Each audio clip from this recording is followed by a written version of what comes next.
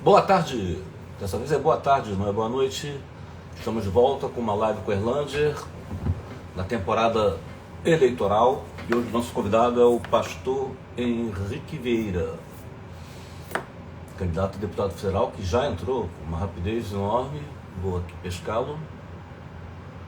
Pescá-lo no bom sentido, né? Ele que está pescando. Se você puder solicitar para entrar no vivo, eu tenho um problema digital. Além de tudo, ficar sacudindo o troço. Como é que eu faço? Pastor, se puder solicitar para entrar no vivo. Eu não sei o que acontece. Eu não sou tão dinossauro assim. Eu fico apertando. Se você puder solicitar. Aqui foi. Veio solicitação. Entrar ao vivo. Agora é com a internet. Fala, Med. Olá, pastor. Olá, tudo bem? Tudo. Eu vou te chamar de Henrique, tá? Eu acho que, na verdade, eu estou tentando te entrevistar muito antes da campanha, porque eu quis fazer uma sequência com lideranças religiosas. Foi o cardeal Dom Arani, o Rabino Bonder, o Babalorixá Ivani, o Sheik Jihad. Tem um preconceito muito grande contra o islamismo e ele é de uma linha interessante. A Monja Cohen e evangélico, eu queria que fosse você por motivos mais ou menos óbvios. E agora você, então, como candidato, o meu interesse aumentou mais ainda. E eu vou começar perguntando como é que foi a sua... Você é artista, escritor, poeta, acho que começou até na vida artística fazendo como curso de palhaço, uma coisa assim, mas como é que é a sua descoberta religiosa? Bem, eu nasci num lar evangélico, já 2 ou 3 gerações batistas. Então, já na minha infância, eu aprendo sobre Jesus, especialmente com a minha avó e com a minha mãe. Então, minha experiência cristã, evangélica, batista, vem desde o início da minha vida no contexto familiar ainda menino. Óbvio que com o passar do tempo eu vou ganhando cada vez mais consciência e abraçando mesmo o evangelho. Qual é a diferença? O jornalista faz perguntas que sabe a resposta, mas qual é a diferença? Por que é evangélico e não católico? Vou logo emendar. Eu encontrei você no lançamento do livro do Frei Beto. O que distingue, por exemplo, o seu viés da teologia da libertação dos católicos? Por que é evangélico e não católico? O que difere? Acho que são perguntas diferentes. Na verdade, o campo evangélico é derivado das reformas protestantes do Protestante. século XVI. Então, tem uma forma diferente de organização da igreja, tem algumas perspectivas diferentes do catolicismo com relação a determinadas leituras e interpretações da Bíblia. Tanto o catolicismo quanto o campo evangélico estão dentro do cristianismo, sem dúvida alguma. Mas o campo evangélico é derivado das reformas protestantes, sacerdócio universal dos crentes, livre interpretação da Bíblia, salvação pela graça. Tem aí algumas diferenças doutrinárias com relação ao catolicismo, mas obviamente ambas estão dentro do chamado cristianismo. Então, talvez seja aí uma forma de fazer uma distinção. Agora, a minha formação de fato é evangélica, mas eu sou ecumênico. Eu bebo nas fontes do ecumenismo, do diálogo interreligioso. E nesse contexto eu aprendi muito sobre a teologia da libertação, que tem uma origem católica de fato, mas a própria teologia da libertação é ecumênica. O mais importante para a teologia da libertação é ler e interpretar a Bíblia a partir da experiência dos oprimidos. É a defesa dos empobrecidos, dos explorados e dos oprimidos como o centro da fé cristã, como a base da revelação bíblica e do testemunho da vida de Jesus. Eu acho, é uma entrevista que eu me posiciono sempre, até comentei isso com o cardeal Dom Orani, que acho que até a Igreja Católica, a grande Igreja Católica, ela está perdendo rebanhos também porque ela ficou do lado mais dos poderosos do que dos oprimidos. Tem esse viés aí, mas quem é da teologia da libertação, no caso do Frei Beto, ele não pode nem celebrar sacramento, não pode... Agora, o evangélico, falar em evangélico no Brasil ficou um preconceito muito grande em relação aos fundamentalistas. Eles são maioria, por exemplo, eu acho que a Assembleia de Deus vamos dizer assim, se é séria. Explica o que é a Igreja do Caminho, a sua Igreja do Caminho, o que ela difere das demais. Olha, a minha igreja é a Igreja Batista do Caminho. Ela não é uma ilha isolada, existem outras igrejas evangélicas que têm uma perspectiva progressista. Nós não somos únicos nem excepcionais, então é importante dizer, existe tradição evangélica progressista.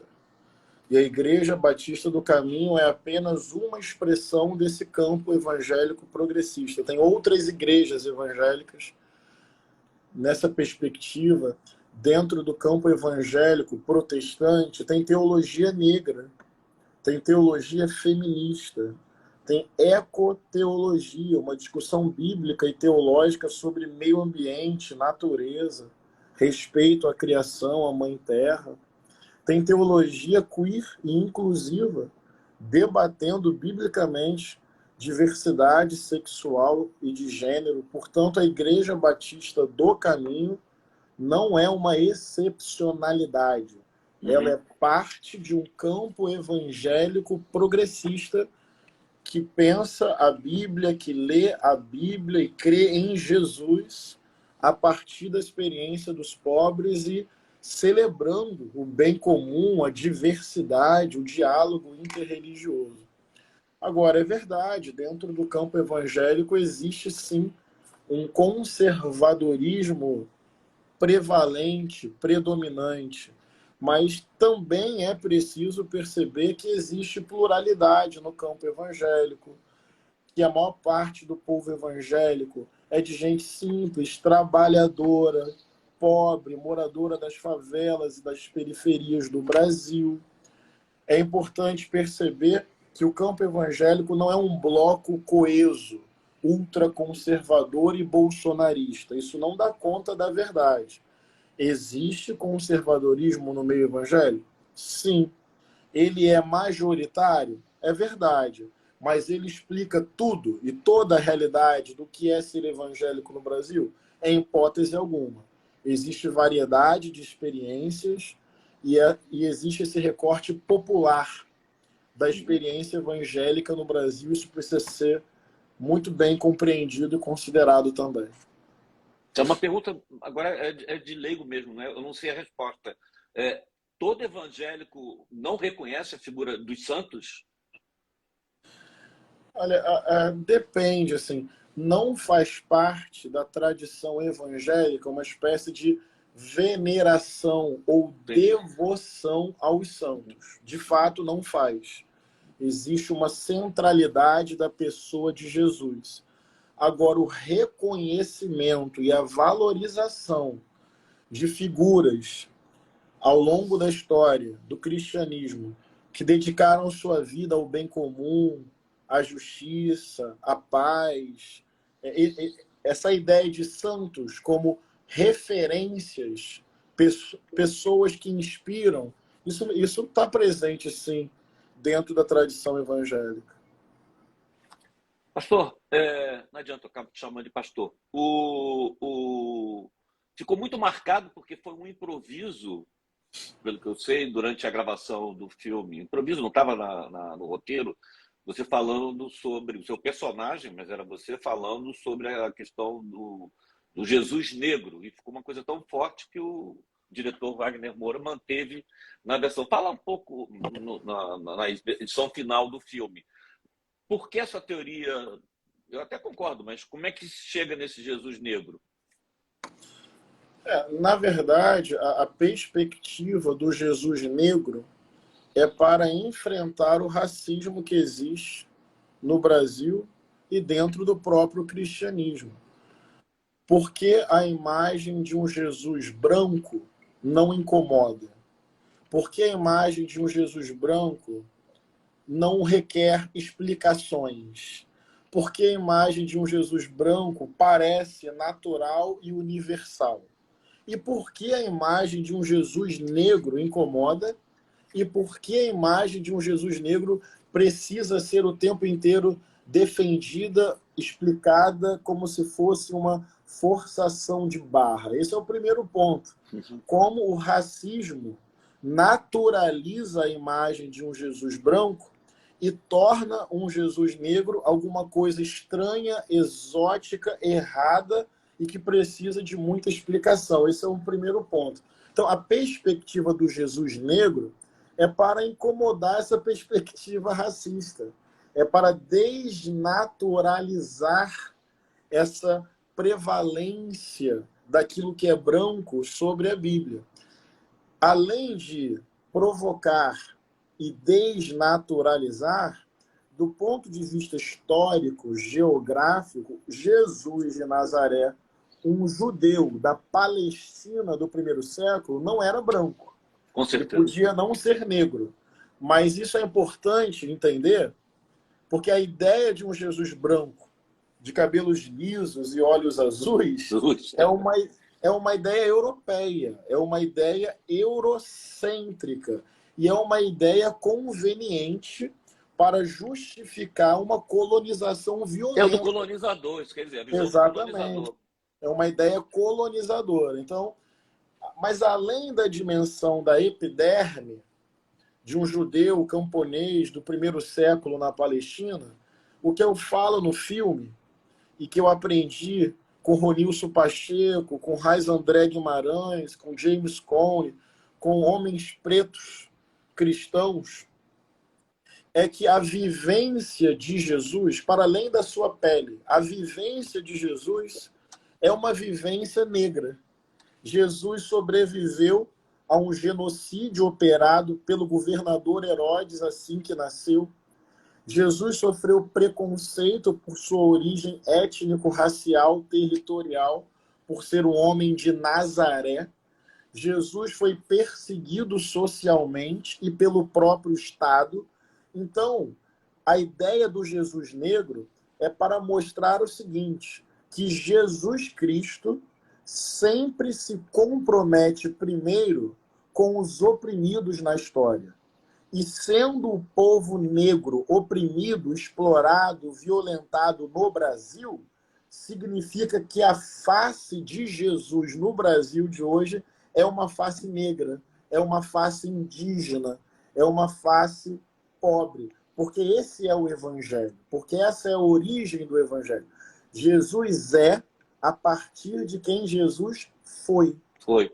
Jesus Cristo, glorioso, eterno, ressurreto, só pode ser compreendido pelo Jesus de Nazaré, pobre camponês, trabalhador, preso e assassinado pelo Estado. Então, a ideia do Jesus negro é para devolver o evangelho à sua origem, que é uma origem popular. Eu estava meio em dúvida se eu fazer essa pergunta, mas você tocou nessa questão de ser assassinado pelo Estado. O filme Marighella retrata a história de várias pessoas, não foram tantas assim, senão talvez tivesse mudado a história, que optaram pela luta armada para enfrentar a ditadura militar armada da mesma forma. Você faz parte do discurso de um pastor, sempre falei perdão, pacifismo. Você acha que foi legítimo, era um caminho correto a luta armada? Essa é uma boa pergunta. Não é a minha opção de vida, nunca foi. Mas tem uma questão que é muito importante. Nós não podemos comparar jamais a reação dos oprimidos com a violência dos opressores. Esse, para mim, é o ponto fundamental. Se você pergunta, Henrique, essa é a sua tática? Eu vou dizer não. Não. Você faz essa opção? Não. Você teria feito essa opção? Não. Mas eu não olho para um grupo oprimido lutando contra uma tirania do Estado e coloco o peso de reflexão e julgamento sobre esse grupo. Pode não ser a minha escolha, mas eu jamais vou confundir a rebeldia do oprimido com a violência do opressor. Acho que o grande balanço é a tortura impetrada pelo Estado, as execuções sumárias, os desaparecimentos, os exílios, a censura, a perseguição. Então, acho que o grande balanço é esse, a violência do Estado. Aqueles jovens ali fizeram uma opção da luta armada pela democracia, pela liberdade. Não é a minha opção, mas eu não vou julgar com peso e não vou deslocar o problema, entendeu? Não, eu sei que você faz a defesa do Estado laico, até para chegar nessa questão, você não está se candidatando, está saindo, estou brincando, do templo para o parlamento. Você não está querendo ir como acontece com a bancada evangélica, a bancada e tal, mas eu tenho que fazer algumas perguntas relacionadas à sua origem religiosa. Eu tenho uma fala sua bonita que eu usei aí como teaser, coragem para isso, coragem, você enaltece muito a coragem para o perdão. Tem um grupo muito grande de brasileiros, cidadãos, que acha que a anistia não deveria ter incluído os crimes contra a humanidade. Você citou aí tortura, execução. É para perdoar? É que perdoar significa não devolver com a mesma moeda. Perdoar significa não impor sobre o outro a maldade que ele impôs sobre nós. Perdoar significa interromper uma cadeia de violência, de olho por olho, dente por dente, toma lá, dá cá, vingança, maldade com maldade. Perdoar é possível. Agora, responsabilizar historicamente, politicamente e juridicamente é necessário. São coisas diferentes. Então, eu acho que a anistia não deveria ter sido dada para os torturadores, porque são crimes contra a humanidade. Então, o Brasil precisava e precisa responsabilizar os agentes da ditadura que promoveram tortura. Isso não significa alimentar no meu coração vingança, violência, ódio, desejar mal, que aquelas pessoas que torturaram sejam torturadas agora, nada disso. Perdoar é interromper a lógica da vingança e da reprodução da violência, mas não significa passar pano ou tirar a responsabilidade política, histórica e jurídica. Então, nesse sentido, eu concordo com quem faz a crítica às limitações da lei da anistia. O Brasil precisa dizer melhor o que aconteceu na ditadura para que não volte a acontecer, como a gente está vendo princípios disso acontecendo com o governo que elogia abertamente a ditadura. Jamais, olha só, a fragilidade da nossa democracia, jamais um parlamentar como Bolsonaro poderia ter falado as coisas que falou durante anos, exaltando a tortura e a ditadura. Isso não é liberdade de expressão, isso é ódio, isso é além dos limites da liberdade, da razoabilidade, do respeito e da democracia. Então, acho que com isso eu consegui responder sua pergunta. A diferença entre perdoar Tá e perfeito. passar pano. Não, perfeito, eu entendi. Não estou dizendo se eu concordo ou não concordo. Isso mas eu entendi claramente uma boa separação que você fez aí no sentido. Até você tem aquele princípio que eu não sei se é genérico, que assim, é odiar o pecado e amar o pecador. Aí é um pouco demais, né? Na verdade, é porque, sabe o que acontece? É que amar não é gostar. Amar não é gostar. Martin Luther King já ensinava isso. Amar é uma atitude muito mais que um sentimento. Eu não sou obrigado a amar quem me odeia. É melhor dizendo, vou explicar melhor. Eu não sou obrigado a gostar de quem me odeia. Eu não sou obrigado a gostar de quem deseja meu sofrimento e até mesmo a minha morte. Amar é diferente de morrer de carinho por quem quer a nossa morte. É não devolver o É ódio com ódio.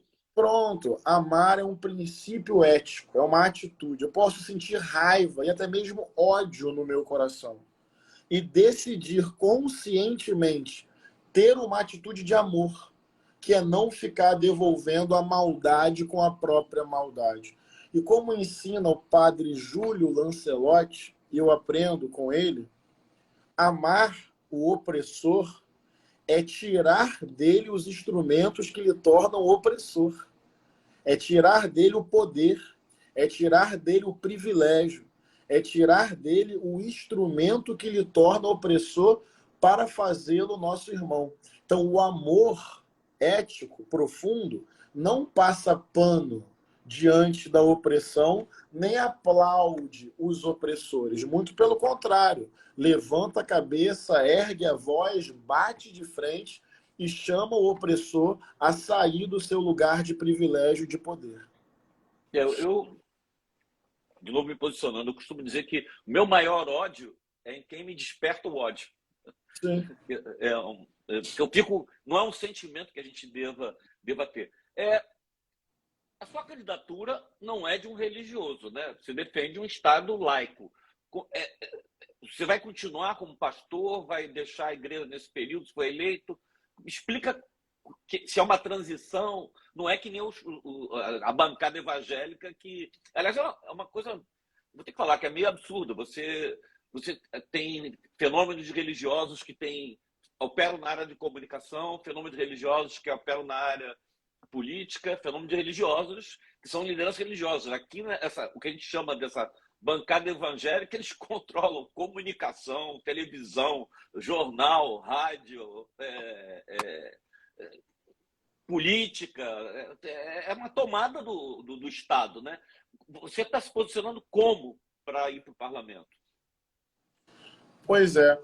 Eu me licenciei do púlpito da minha igreja nesse período, eu não estou pregando lá nas eleições, foi uma decisão conjunta minha e da direção da nossa igreja, porque púlpito não é palanque, igreja tem a sua autonomia diante do Estado e dos partidos e respeito à liberdade de consciência, de expressão e de voto dos meus irmãos e das minhas irmãs. Então, eu estou licenciado do púlpito da minha igreja.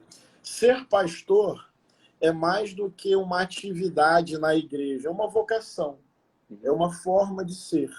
Para mim, ser pastor é amar e cuidar. Então, nesse sentido, eu vou continuar pastoreando, porque isso é a minha essência, é o que eu sou desde adolescente. Pastorear é amar, cuidar e servir. Agora, como candidato e como deputado, eu vou sempre zelar pela autonomia da minha igreja e respeitar o Estado laico. Eu sou um defensor do Estado laico. Eu não quero que o Estado seja a extensão da minha igreja. Eu não quero que a sociedade seja a extensão da minha igreja. Eu valorizo e respeito a pluralidade de crenças religiosas e a não crença religiosa. O importante para mim é o amor, é o convívio, é o respeito, é a valorização da dignidade humana, é a busca pelo bem comum. Então, o nosso mandato não vai ser o mandato de uma igreja, não vai ser o mandato de uma religião, e eu não vou participar da bancada evangélica, muito pelo contrário. Eu, muito provavelmente, vou bater de frente com a bancada evangélica muitas vezes, porque eu não vou estar no parlamento para fazer lobby para a igreja. Eu vou estar no parlamento para defender a causa do povo pobre, dos trabalhadores, das trabalhadoras, dos sem terra, dos sem teto, do meu povo negro.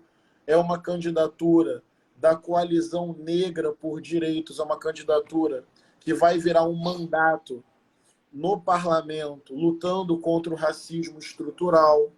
Eu quero valorizar a diversidade religiosa. Então, muito obrigado por essa pergunta, porque me dá a chance de responder isso. Sou pastor e ser pastor é uma essência na minha vida. Eu também sou professor de história, eu também sou escritor, eu também sou Ator. poeta e ator, e vou estar no parlamento não em nome de mim. Eu vou estar no parlamento como fruto de um projeto coletivo e plural. Na minha campanha tem pessoas de axé, tem espíritas, tem agnósticos, tem ateus, tem companheiras do movimento feminista, tem gente pensando a pauta LGBT, tem pessoas como eu do povo negro, do movimento negro. É uma campanha diversa que defende o Estado laico e, pelo contrário, vai bater de frente com o fundamentalismo religioso em Brasília. Mas na cédula vai estar escrito Henrique Vieira ou pastor Henrique Vieira? A nossa decisão foi por deixar público aquilo que eu sou. Não ter vergonha de dizer que eu sou pastor. Agora, decidimos isso, primeiro porque é verdade. Eu não criei isso para ser candidato, eu sou pastor desde 2012. Segundo, meu irmão, porque eu quero fazer essa disputa mesmo.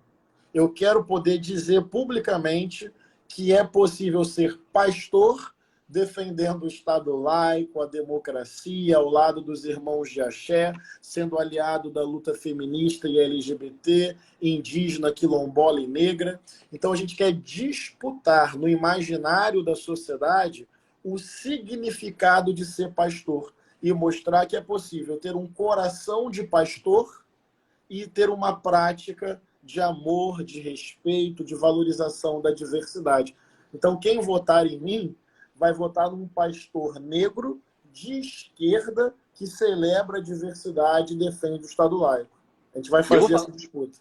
Eu vou falar sobre esquerda daqui a um pouco, mas eu gostei muito da sua resposta, que eu juro que eu joguei uma casca de banana, mas depois eu fiquei pensando que é o seguinte: não colocar pastor seria esconder a condição de pastor. Acho que foi, não foi oportunista, foi corajosa a decisão de manter. Mas vou ter que fazer umas perguntas baseadas, digamos, em preconceitos clássicos religiosos.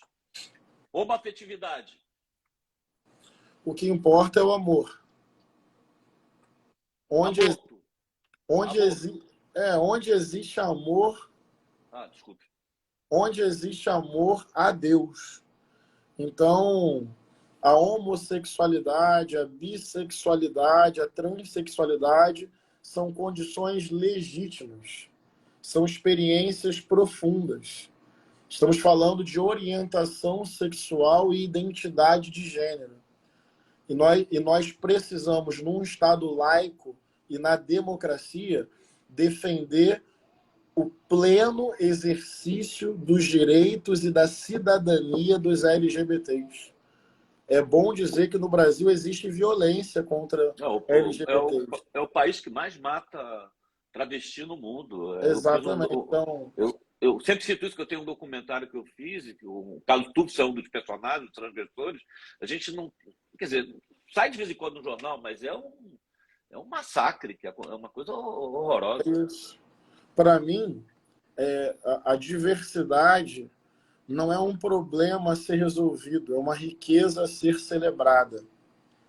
E eu quero ser um parlamentar que vai legislar em favor da plenitude de direitos para a comunidade LGBT, porque o amor é o mais importante. Aborto. Eu sempre sinto que o aborto, assim, ninguém pode ser favorável ao aborto. O aborto é uma medida que se toma para resolver algum tipo de problema que vai desde o estupro até risco de vida da mãe e tal, mas o religioso clássico conservador diz que é uma outra vida. Como é que você vê a questão do aborto? Tal qual você acabou de colocar, não se trata de o aborto em si. a política que criminaliza as mulheres, que é a política atual, ela, primeiro, não reduz o número de abortos. É importante dizer isso.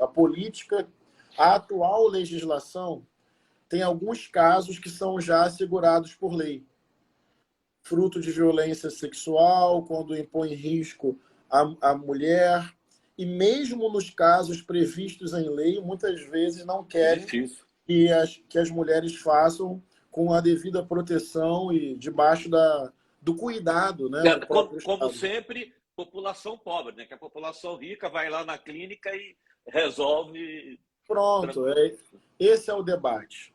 A política atual não diminui o número de abortos, só culpabiliza e castiga as mulheres e gera morte. Mata as mulheres quando não deixa mutilado. Então é melhor tratar sem hipocrisia e tratar como uma questão de assistência, de saúde pública, escutando as mulheres, criando uma política de respeito, escuta e acolhimento. A política que criminaliza mata. Essa é a questão. Eu vou continuar aqui na pauta conservadora tradicionalmente identificada como a religião conservadora. Abrindo parênteses, que eu estava em Brasília como repórter, jornalista, quando não se colocou o Santo Daime na lista de entorpecentes justamente por causa de uso religioso. E, ao mesmo tempo, a gente tem essa hipocrisia, ao meu ver, de proibir o uso da maconha. O que você acha da legalização da maconha? Pois é, sabe qual é a questão? Primeiro que tem essa hipocrisia que você acabou de falar. E o segundo ponto, que para mim é o mais importante, é que a política que criminaliza a maconha mata de fuzil. Entendeu? A chamada guerra às drogas não é uma guerra às drogas. É uma lógica absurda de tiroteio em favela e periferia que destrói famílias, que mata a nossa juventude, que deixa as nossas mães desesperadas, com uma dor insuportável no peito. Então é muito mais inteligente você legalizar, regular, controlar, tirar do lugar do crime, trazer para o lugar da saúde, da conscientização, da propaganda controlada, tratar dos casos em que existe o uso destrutivo, abusivo. Então é muito melhor legalizar e cuidar do que essa lógica de, em nome do não uso, você mata de fuzil e destrói milhares de famílias, em sua maioria pobres, trabalhadoras, periféricas das favelas e negras. Eu morei quase 2 anos em Portugal, e a experiência lá é interessantíssima, porque eles levaram para a questão de saúde pública e não para a questão de segurança. Uma mãe que tem um filho que consome é muito melhor procurar um posto de saúde do que uma delegacia policial. A gente está quase terminando, sei que você está, como sempre, numa correria. Aliás, vou registrar que esse atraso que teve foi porque você estava na qualidade de pai buscando... Vocês têm quantos filhos? Quantos filhos? Tem uma filha, nós temos uma filha Maria de 4 anos, e aí no meio da correria da campanha, eu tenho procurado ser muito zeloso e também dedicar tempo à minha família e à minha filha, levá-la à escola, buscá-la da escola. Eu quis registrar porque quando você falou do atraso, eu fiquei numa alegria tão grande, falei, caramba, o cara tá ali preocupado com a filha. Achei muito, muito bacana isso. Agora já vou para o outro lado do balcão. Você falou que é de esquerda. O PSOL, eu acho que ele se apresenta como marxista, comunista. Se bem que eu tive uma live tão esclarecedora com a Manuela, explicando a nova visão, digamos, do como seria um comunismo brasileiro. E ainda falando um pouco mais, eu me lembro de uma entrevista clássica que eu fiz com o Dom Eugênio Salles, deve ter conhecido ele pelo menos de nome, que ao mesmo tempo que era um grande conservador, que ele salvou de fugitivo político lá na diocese. Ele falava: eu entendo um comunista, mas não entendo um cristão marxista. Como é que você defende o esquerdismo com essa pegada religiosa e já emendando? Direito de propriedade, na sua visão, é algo que não deveria existir? Bem, Dois em um. É. Não, olha só, eu leio o marxismo com tranquilidade, com lentes críticas. A própria esquerda socialista brasileira e latino-americana, parte dela, lê Marx a partir do nosso tempo. Lê Marx com gratidão e críticas, ou seja, sem dogma. Então, eu acho que o pensamento de Marx é muito importante na história para a gente compreender sistemas de exploração e de opressão do ser humano sobre o ser humano e nos ajuda a pensar formas de organizar a sociedade para a gente ter justiça social e liberdade. É tranquilo isso, é ler Marx com tranquilidade, como um homem do seu tempo, com importantes contribuições. E o pensamento marxista me ajuda a interpretar o mundo e a pensar o mundo sem opressão, sem desigualdade, sem pobreza, sem fome. Vejo no pensamento de Marx muito amor pela humanidade e um desejo sincero de vida plena para todas as pessoas. Não adianta a pessoa ficar escrevendo creio em Deus, creio em Deus, creio em Deus, e ter uma prática e uma visão de mundo que oprime, que maltrata, sei lá, muito provavelmente Hitler cria em Deus. E daí? Nazista, desumano, cruel, perverso. Então, acho que o debate sobre Marx tem que ser feito com tranquilidade. O pensamento marxista é muito importante, na minha opinião, para nos ajudar a interpretar o mundo que a gente vive.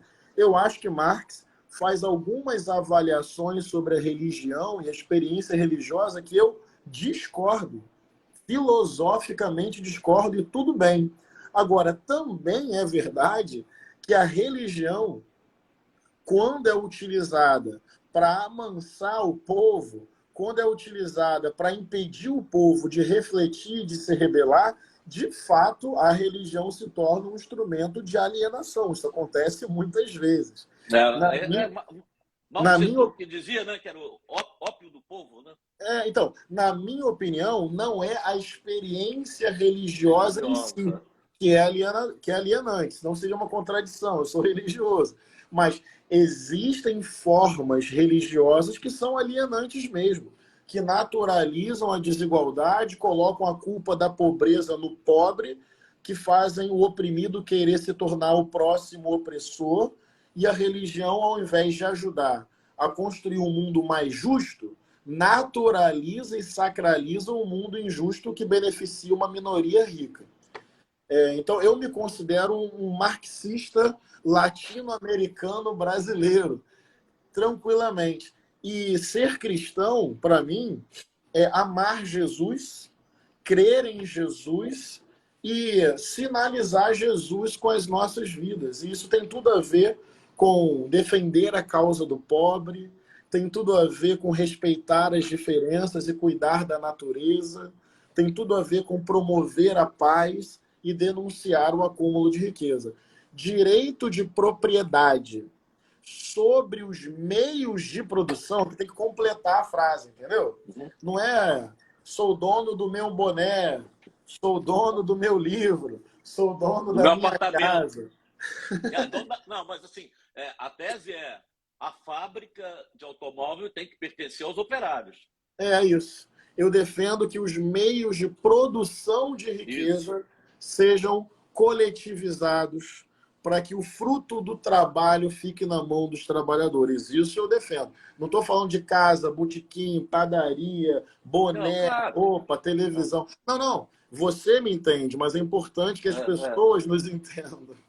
Você sabe que o capitalismo, em alguns casos, está dando uma solução nesse jeito, que é dar participação acionária a trabalhadores, em alguns casos. É um jeitinho mas a mais-valia continua prevalecendo.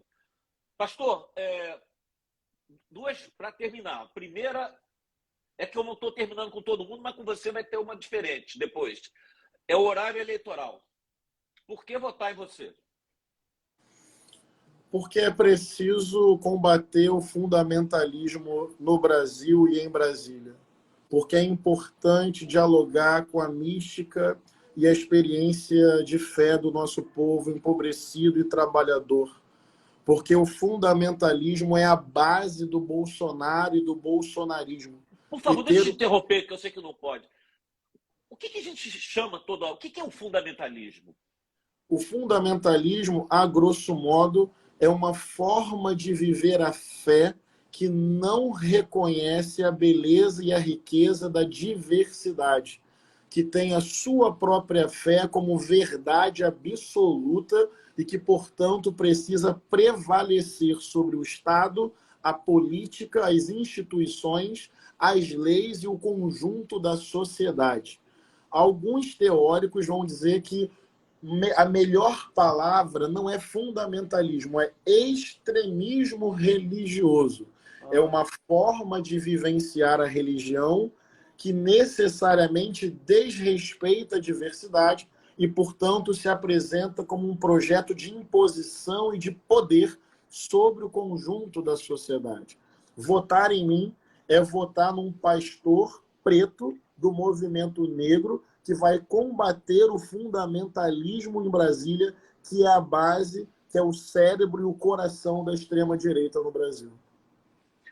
Pastor, eu vou voltar para a encomenda que eu fiz para todos os outros líderes religiosos, que antes, esquecendo agora que você é candidato, estamos todos nós precisando, eu sou ateu, mas eu separo muito bem religião de religiosidade, que é outro aspecto. Dá para você terminar com uma bênção? Sim. Antes de terminar com uma bênção, eu queria aproveitar o horário eleitoral que você me deu e dizer o meu número. O número, Porque, claro. porque as pessoas não vão digitar o meu nome, as pessoas vão digitar o meu número, que é 5033. 5033 é o número antirracista e antifundamentalista no Rio de Janeiro, onde sou candidato. É a bênção, né? Que nós possamos ter um país sem pobreza, miséria e fome. Que as nossas famílias possam viver em paz e com liberdade, com moradia, água, comida, emprego e renda. Que a nossa juventude possa crescer em segurança, tendo educação pública de qualidade e muita perspectiva de futuro. Que o nosso povo negro, do qual faço parte, seja respeitado e a juventude negra possa crescer sem medo. Que as mulheres possam viver em paz, em liberdade. Que o patriarcado e o machismo sejam superados.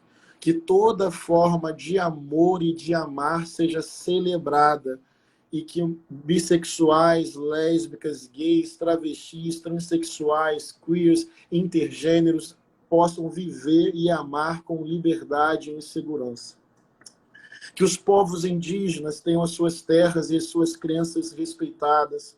Que a Amazônia, a Mata Atlântica, o Cerrado, o Pantanal, que toda a criação, toda a natureza seja respeitada pela humanidade.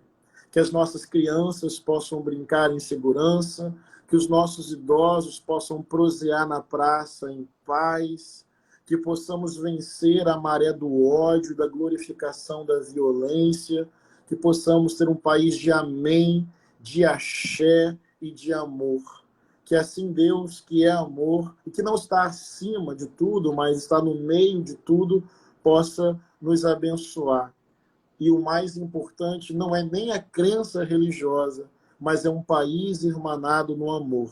Que assim o Brasil seja feliz e todas as pessoas que assistem essa live agora possam ter paz e coragem no coração para defender as coisas boas da vida. Só posso dizer amém. Muito obrigado e boa sorte. Obrigado, fraterno abraço. Igualmente.